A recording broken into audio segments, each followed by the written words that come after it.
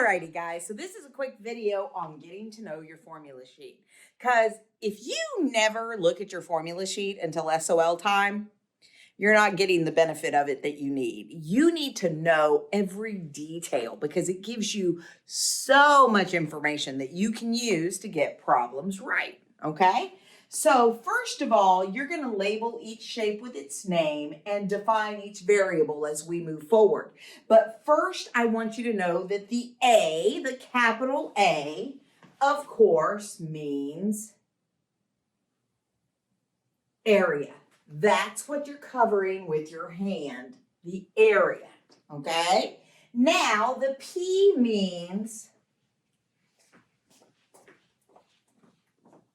perimeter, which you use the finger and you trace the edge to figure out the perimeter, okay? So now Miss Benson's going to come up and she's going to talk to you about the first page of that formula sheet. All right, let's start by labeling the first 4 shapes on your formula sheet. So you really kind of do need to have a copy of it for this, or you're going to have to write a whole lot of stuff down. Okay, the first thing that we're going to do is we're just going to give the names of the shapes because that's going to be kind of important. How will you know what we're talking about if you don't know that this is a triangle? Hopefully you know, but if you didn't, now you do. Okay, this one here with 4 sides that are all the same, that of course is a square. This one, it's like cousin over here, our good old rectangle. And then over here we have a circle. Okay, these shapes are pretty easy, but there's going to be a couple on the next page that are a little bit trickier.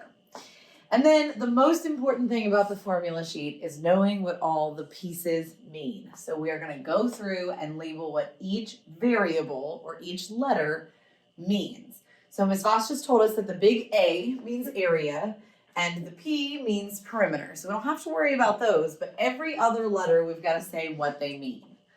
Okay, so here in the area formula for a triangle, there's a little b, and that means the base. Make sure you always look at the picture. The base is this bottom part of the triangle. And then H means height.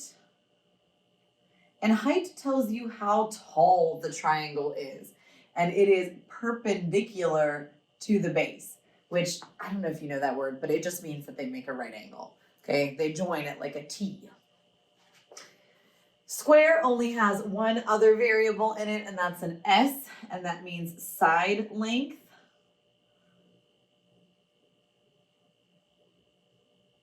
And then a rectangle's got a couple of things. I think you probably know these ones. L means the length, and W means the width. And it actually doesn't matter which one you think is the length and width. We'll talk about that when we get to rectangles, but you can trade them around. And then we have a circle. And the circle vocabulary is probably the craziest, so I'm not going to talk about it a whole lot because we're going to have a whole separate video about circles. But there is a different capital letter in this one. So the big C means circumference. And basically that's like the perimeter of a circle, but we'll talk more about that later. R is the radius. And D is the diameter. So for now, we just want to write all this down so that later when we actually talk about circles, you can have this to come back to and look at.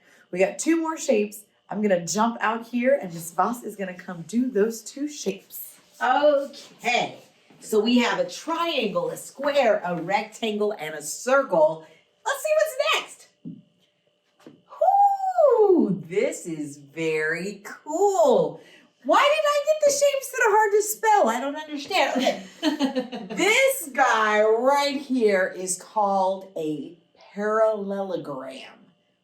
Parallelogram.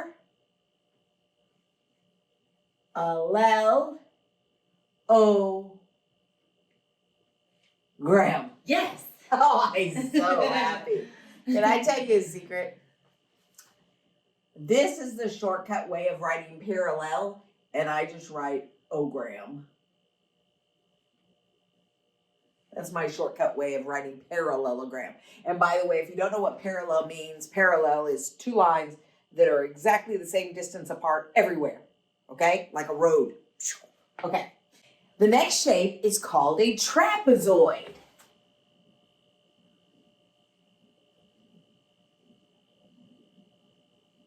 It's a fun one to say and it's a fun one to write. Okay? And they have all kinds of little letters and we're going to go through each one.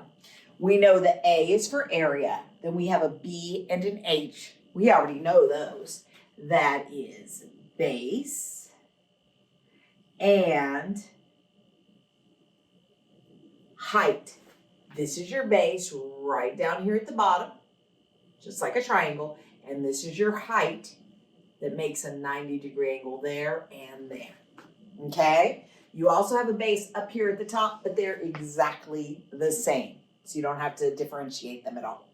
Now, when you come to a trapezoid, the height, again, makes right angles. But you have to differentiate the bases because they're different lengths. Base 1 is here. And I'm just going to put base 1 or sub 1, you can say. And then base 2 is right down here. Now, those are interchangeable. But you need to make sure you know which one you're using as which. Okay? Alrighty then. So that's our vocabulary for this. And that's it.